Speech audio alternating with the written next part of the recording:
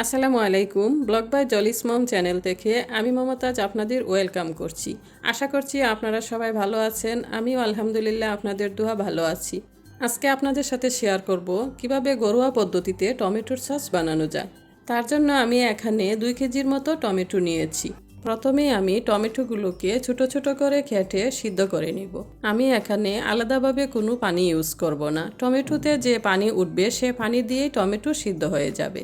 টমেটোগুলো দেওয়ার পরে আমি এখানে দিয়ে দিচ্ছি 2টার মতো পেঁয়াজ, আর দিয়ে দিচ্ছি 4-5 কোয়া রসুন, আর দিয়ে দিচ্ছি 2 টুকরো আদা, 4টা লবঙ্গ আর 1 টুকরো দারচিনি। সবার লাস্টে দিয়ে দিচ্ছি 5-6টা শুকনা মরিচ আর স্বাদ মতো লবণ। লবণটা আপনাদের পরিমাণ মতোই দিয়ে দিবেন। এখন আমি টমেটোগুলোকে সিদ্ধ করে নিব, তবে বেশি সিদ্ধ করব না, টমেটো সসের কালারটা নষ্ট হয়ে যেতে পারে।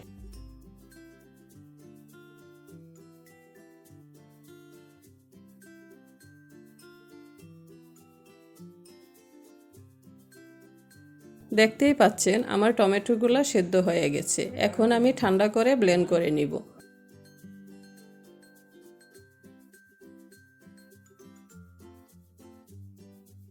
ব্লেন্ড করার পর আমি টমেটোর পিউরিটাকে একটা চালনির মাধ্যমে ভালো করে চেলে নিব।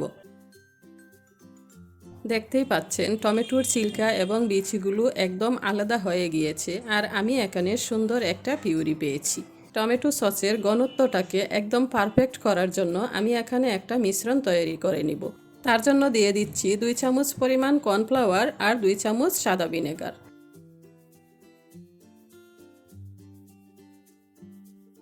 এখন আসলাম মূল রেসিপিতে। তো আমি একটা প্যানে টমেটোর পিউরিটা দিয়ে দিচ্ছি। তার মধ্যে আমি দিয়ে দিচ্ছি 1 কাপ পরিমাণ চিনি এবং দিয়ে দিচ্ছি তৈরি করে রাখা কর্নফ্লাওয়ারের মিশ্রণ।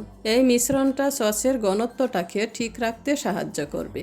এখন থেকে কন্টিনিউ নাড়তে হবে, নাড়া কিন্তু বন্ধ করা যাবে না। তবে খেয়াল রাখতে হবে নিচ দিয়ে যেন লেগে না যায়, তাহলে কিন্তু সসের মধ্যে একটা বাজে গন্ধ চলে আসবে।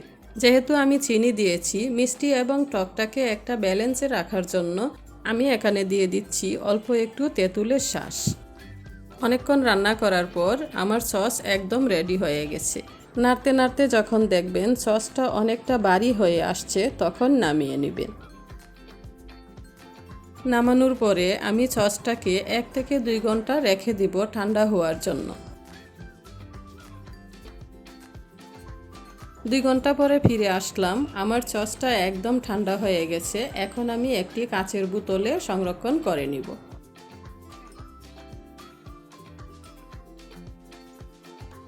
আমার ভিডিওটি আপনাদের কাছে কেমন লেগেছে অবশ্যই কমেন্ট করে জানাবেন।